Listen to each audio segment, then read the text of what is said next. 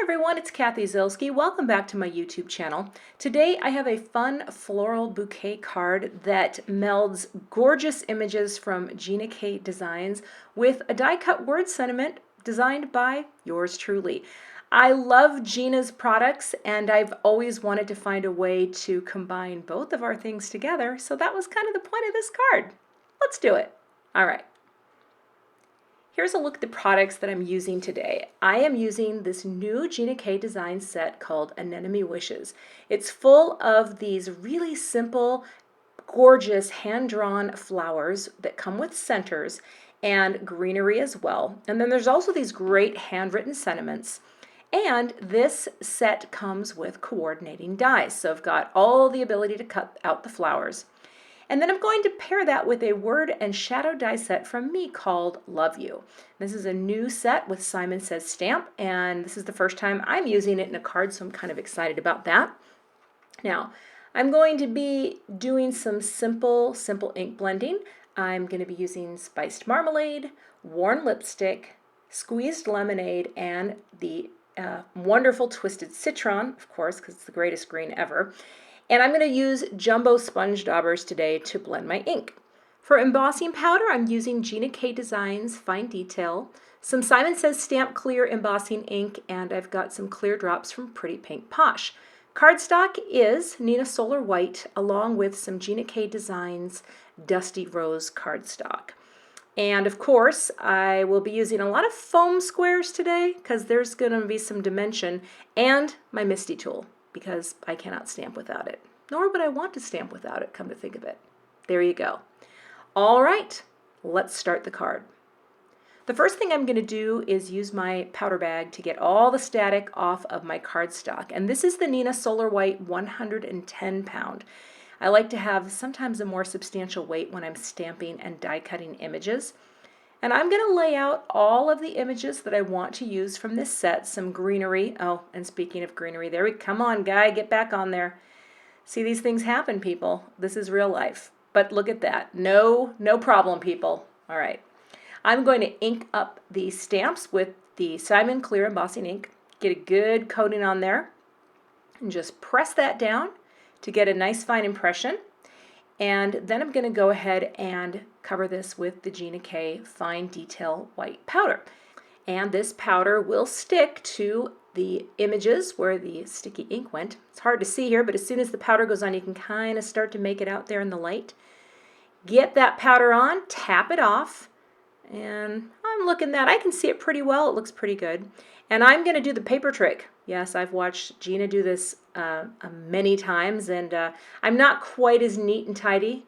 Therefore, I keep my little Swiffer wiper cloth always at the ready.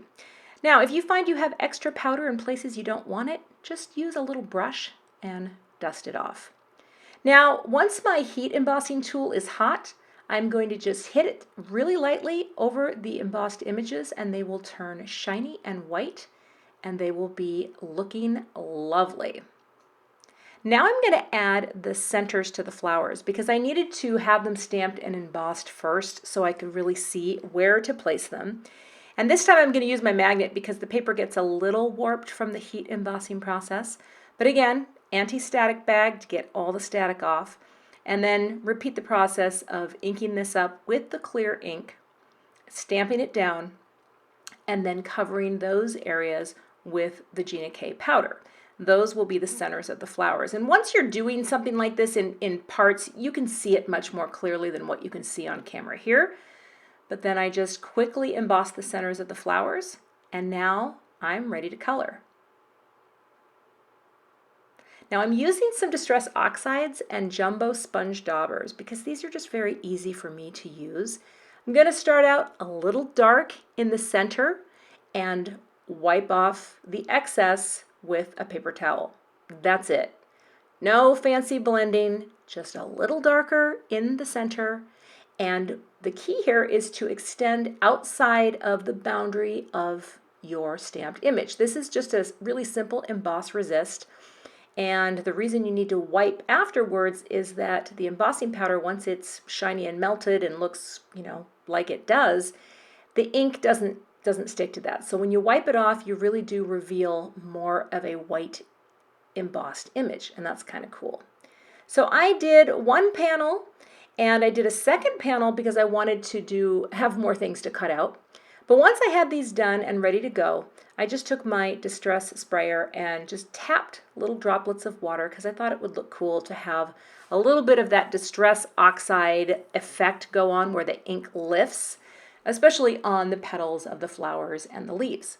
Once I did that, took the paper towel, blotted it up, and that's looking pretty cool. So I set these aside to dry. I went ahead and cut out 2 Love Yous, the word die portion, and I used some Neenah Solar White, the 80 pound. And then I cut the shadow die from the Gina K Dusty Rose cardstock. So what I'm going to do is use a little bit of spray adhesive, and I've got a big pizza box off camera. I do hold my breath when I spray this, just so you know. I'm not high on adhesive fumes.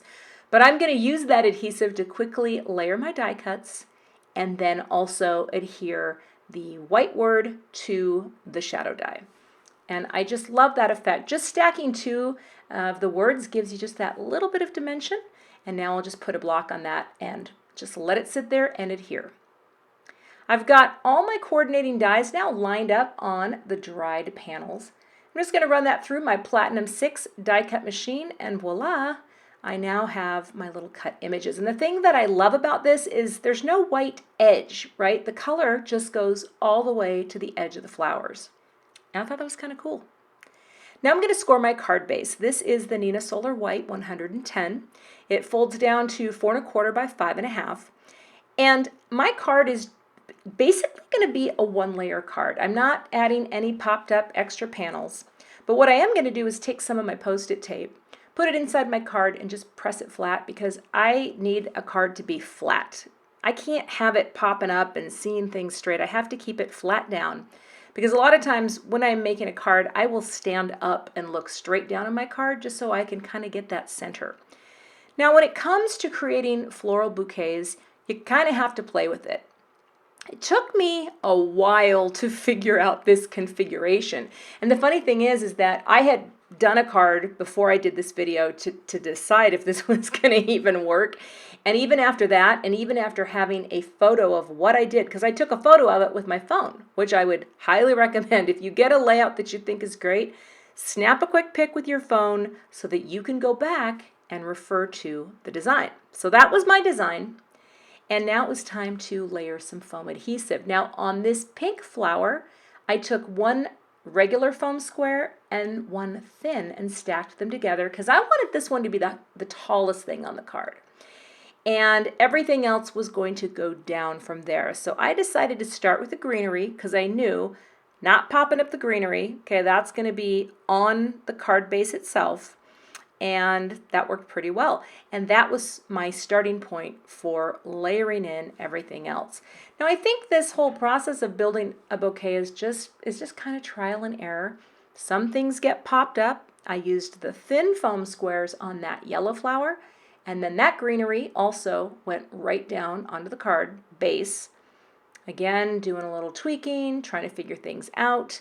But I would strongly suggest if you like popping things up, get the thin foam squares as well as the thick foam, or not thick, but the regular foam squares, because it's nice to have that differential in dimension. Of course, if you just have one, go for the thin because you can double those up, right, and create different levels of dimension. So got this all going on, and then I put some spray adhesive on the back of my Love You die cut sentiment. And when I looked at this, I thought, okay, you're a little down. So I had 1 little piece of greenery left, and I just tucked that in up top, and I think that helped. I still think the whole thing could go up a little, but people, I'm not pulling it off. You know, you get to a point where you are committed. Glossy accents. Okay, I use corsage pins. I use a fresh one every time. Look what happens. Still blue. And it's not just because my little scrap paper is blue. This scenario does not work for me. I am wasting glossy accents. There we go. You can see it on the white. Okay, now we're clear. I have replaced the pins. I am using pins with a white top.